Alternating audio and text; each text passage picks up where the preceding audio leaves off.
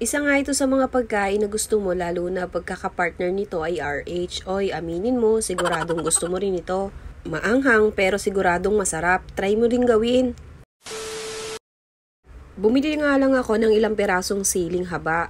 Tapos San Marino, keso, lumpia wrapper, saka tokwa. Yan nga yung mga sangkap na gagawin ko sa paggawa nga nitong dynamite kung tawagin. Una ko nang tatanggalin o aalisin yung mga buto nitong sili. Ingat lang sa part na ito, baka mamaya ay matalsikan ng iyong mga mata o kaya naman ay may pahid mo yung kamay sa iyong mga mata. Nahugasan ko na nga pala itong mga sili. Then pagkatanggal ko nga pala ng mga buto nito ay huhugasan ko ulit para mawala ng bahagya yung anghang niya. After kong matanggal yung mga buto ng sili at mahugasan ito ulit, ay dudurugin ko naman itong tokwa. 2 peraso nga pala itong gagamitin ko.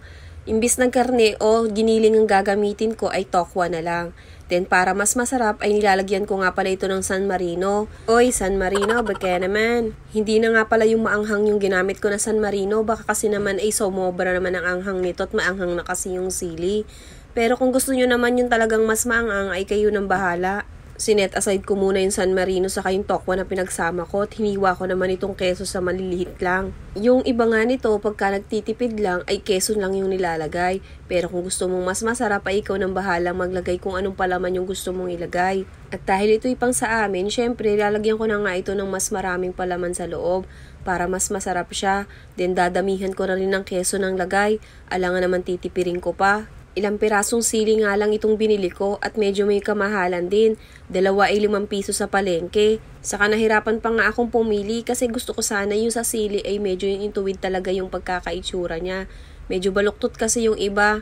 Ang hirap kasi nitong tanggalan ng buto, tapos pagkalalagyan mo ng palaman, lalo na pagkababalutin mo na siya ng lumpia wrapper. Kayo ba, mahilig ba kayong kumain ito? Gustong gusto kong ganitong dynamite, lalo na pagka bagong luto siya at mainit pa.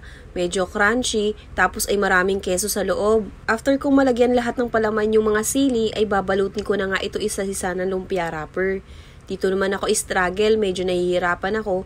Kasi nga ay hindi tuwid lahat yung mga sili. Gumamit nga pala ako dito ng cornstarch at tubig para madikit ko yung lumpia wrapper. Kung wala naman ay tubig ay okay naman. Bali 2 tanda nga pala itong binili ko na lumpia wrapper o 10 piraso. Ito naman kasing sili ay 9 na piraso lang yung nabili ko or 10 piraso lang yata.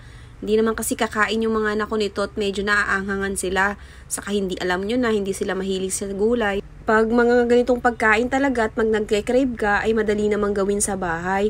Kesa naman bumili ka pa sa labas, mas mamamahalan ka at di ka makakatipid. Nagpainit na nga rin pala ako ng mantika sa kawali.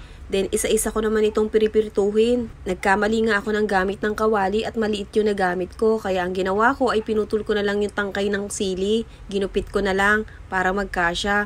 Then pag ganito na nga itsura niya ay luto na ito. Madali naman kasi siyang maluto.